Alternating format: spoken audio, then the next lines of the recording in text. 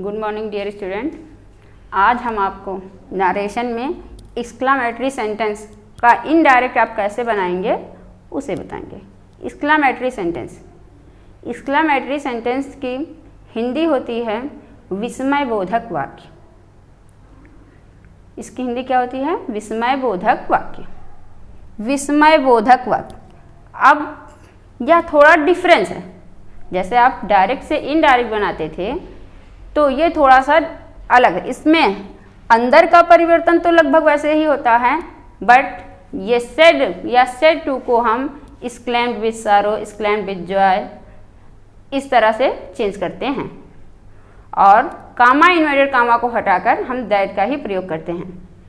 आइए हम आपको बताते हैं कि आप पहले ये देख लीजिए कि आप कैसे पहचानेंगे। एक्सक्लामेटरी सेंटेंस है तो आप कैसे पहचानेंगे। इसमें रिपोर्टेड स्पीच में हुर्रा आया रहता है, एलास आया रहेगा, ओ, आ, वेल डन, ब्रेवो, ये सारे शब्द आए हुए होते हैं और उसके अंत में साइन ऑफ इंटरजेक्शन भी लगा होता है। तब आप जानते हैं कि यह एक्सक्लामेटरी सेंटेंस है। एक्सक्लामेटरी सेंटेंस है तो आप सेड को किस में बदलेंगे? रिपोर्टेड स्पीच के भाव के अनुसार ही आप बदलते हैं। एग्जाम्पल एक देखिए आप, जैसे लिखा है ही सेड या फिर हुर्रा, इसमें लिखा है हुर्रा शब्द खुशी प्रकट करता है। क्या प्रकट करता है? खुशी। एलॉस दुख प्रकट करता है। ओह या आ कभी कभी यह आश्चर्य प्रकट करता है, कभी कभी यह दुख भी प्रकट करता है। यह तो फिर आपके रिपोर्टेड स्पीच के भाव के अनुसार है कि यह आप पढ़ेंगे उसको और देखेंगे कि यह दुख प्रकट कर रहा है या आश्चर्य प्रकट कर रहा है। और वेल डन या ब्रेवो हम जैसे किसी को शाबाशी देने के लिए या उससे प्रसन्नचित्त होकर बोलते हैं, ब्रेवो या वेल डन, तब हम वहां पर प्रयोग करते हैं। और इसको जब ये आया रहता है तो हम सेड टू को प्रेज्ड में बदलते हैं। उसके बाद हम ऑब्जेक्ट लिखते हैं, उसके बाद सेइंग लिखते हैं, फिर हम दैट का प्रयोग करते हैं। आइए हम आपको एग्जाम्पल के माध्यम से समझाते हैं।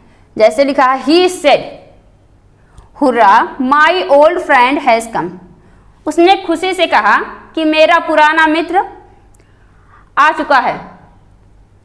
मेरा पुराना मित्र आ चुका है, तो उसने खुशी से कहा तो हम क्या करेंगे? सेड को जब हम चेंज करेंगे तो लिखेंगे उसकी जगह पर एक्सक्लेम्ड विथ जॉय। क्या लिखेंगे? Exclaimed with Joy. अगर दुख होगा तो आप लिखते एक्सक्लेम्ड विथ सारो। आश्चर्य होता तो आप क्या लिखते? Exclaimed with surprise.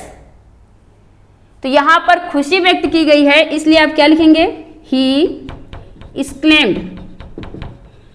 एक्सक्लेम्ड का मतलब होता है जैसे चिल्लाना।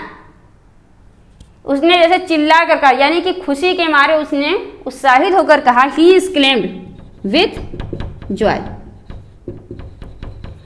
अब आप कामा इन्वर्टेड कामा को हटाकर दैट का प्रयोग करेंगे। किसका प्रयोग करेंगे? दैट का। अब यह आपका हुर्रा शब्द जो है ये हट जाता है। उसके बाद आप शेष परिवर्तन जैसे करते आए हैं वैसे ही करेंगे।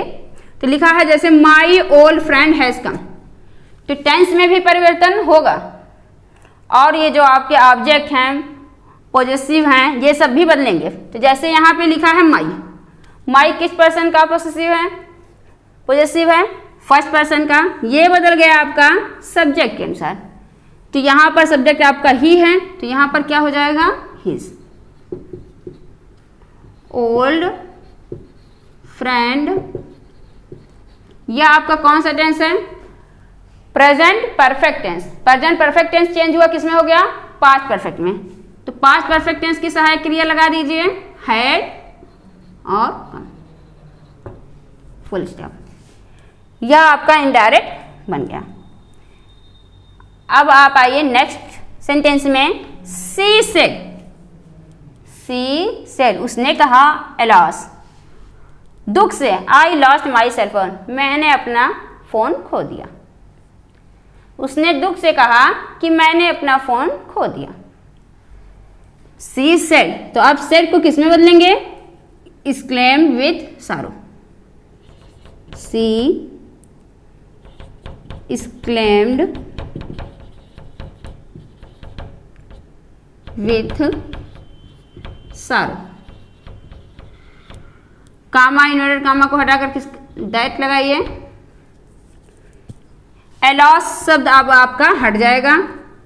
आई फर्स्ट पर्सन का है इसलिए सब्जेक्ट के अनुसार चेंज होगा, तो यहां पर भी क्या हो जाएगा सी, क्योंकि यहां पर सी है तो यहां भी क्या हो जाएगा सी। या पास्ट इंडेफिनिट टेंस है, यह वर्ब की सेकंड फॉर्म है, तो आप पास्ट इंडेफिनिट टेंस को किसमें बदलेंगे पास्ट परफेक्ट टेंस में, तो हो जाएगा ये आपका she had lost.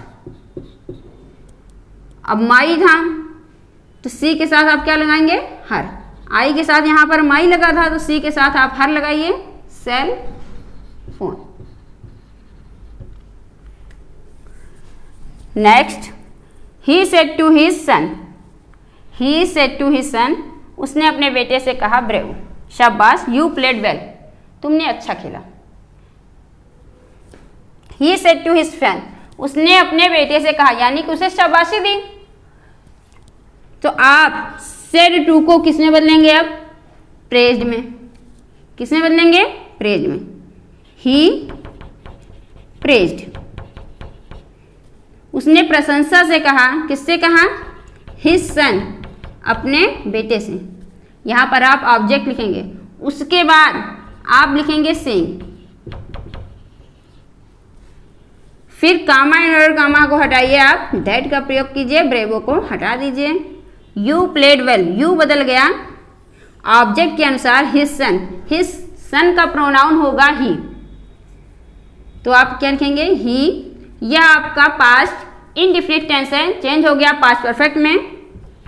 He had played well, यह है आपका एक्सक्लेमेटरी सेंटेंस।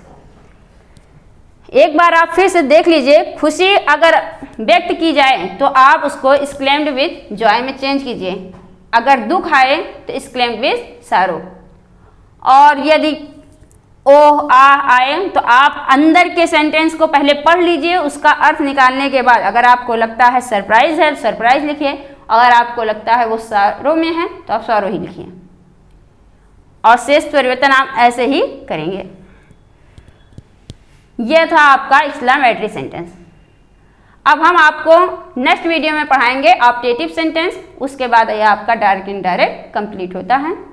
अगर आपको इसमें कोई प्रॉब्लम होती है तो आप कमेंट बॉक्स में कमेंट करके पूछते रहिए।